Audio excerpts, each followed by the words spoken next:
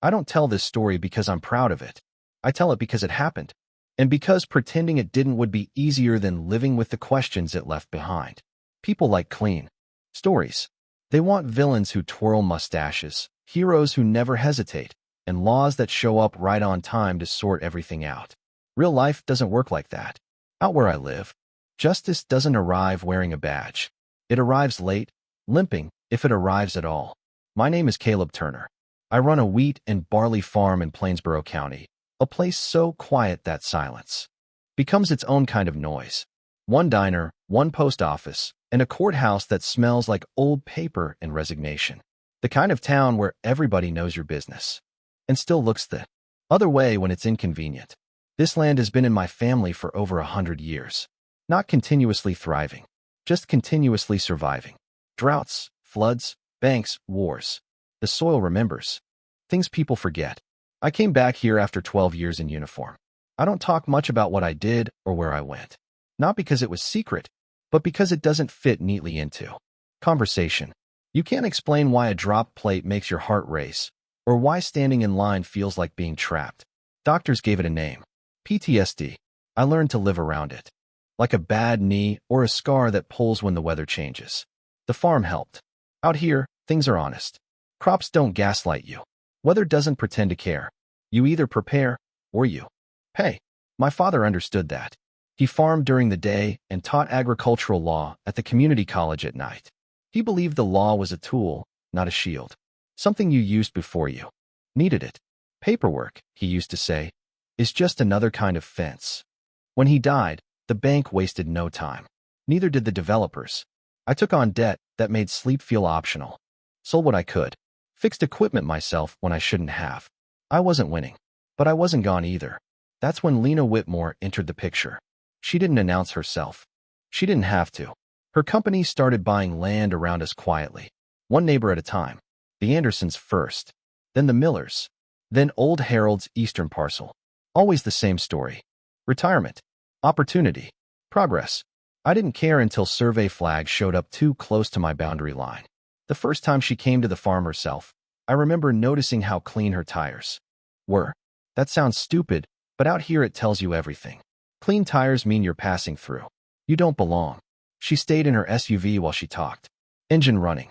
Windows down just enough to be polite. Didn't step onto the land until she had to. Mr. Turner, she said, smiling like she'd practiced it. I think we can help each other. Her offer was insulting. 30% under market, wrapped in language about inevitability. When I declined, politely, she didn't get angry. She got curious. This project is moving forward, she said. People who resist usually regret it. Her eyes paused on the scar near my temple. Military? She asked. I nodded. Her expression shifted just enough that I caught it. Not fear. Not respect. Assessment. I've worked with veterans before, she said.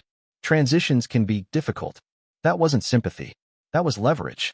The pressure started after that. Slowly. Intelligently. Survey crews crossing lines at night. Dirt shifted where it shouldn't be.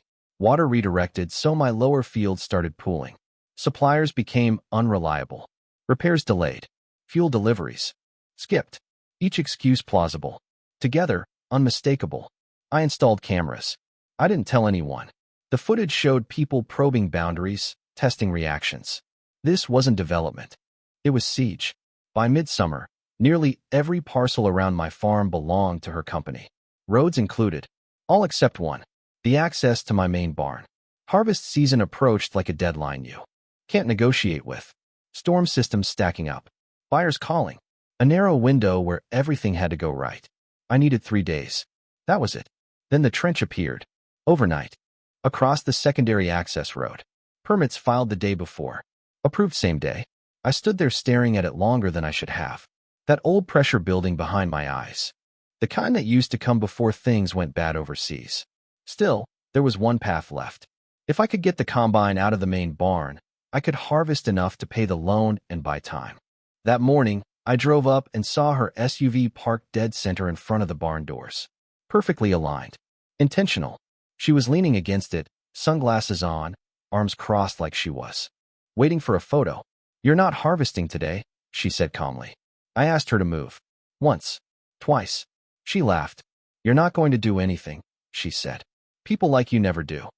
She questioned my stability, suggested I shouldn't be operating heavy machinery, mentioned how expensive her lawyers were. My sister stood off to the side, recording everything, her face pale. I cited the statute. Emergency agricultural access. Time-sensitive operations. She refused again. I own this county, she said. You can sell now, or lose everything. That's when something inside me went quiet. Not anger, not fear, resignation. I walked away. Behind the equipment shed sat my father's old backup combine. Ugly, loud, reliable. He kept it running because he hated relying on anyone else. I climbed into the cab.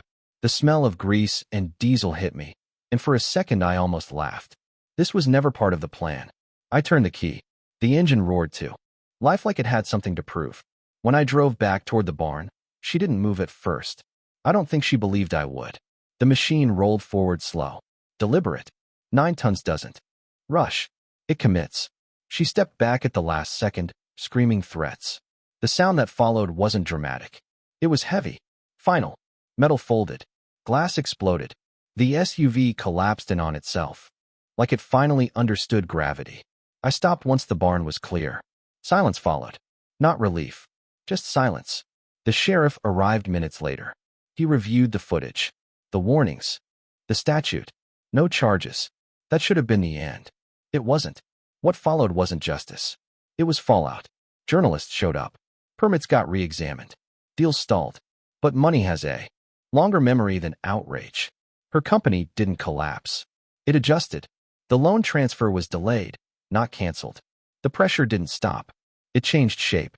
Some neighbors thanked me quietly. Others avoided eye contact. And late at night, when the machines are still and the land finally goes quiet, I ask myself the question nobody else can answer. Did I defend my livelihood? Or did I become exactly what she said I was? Because here's the truth people don't like. The law didn't save me. Fear did. And fear is a dangerous tool to rely on. I still work the land. I still wake up before dawn. But something shifted that day. A line got crossed. And I'm not sure whether it was crossed by her or by me. So here's my question to you. If someone uses money and power to corner you legally, if every door closes except one violent, irreversible option, is choosing its survival, or is it surrendering something you can never get back? Tell me what you think, because I still don't know the answer.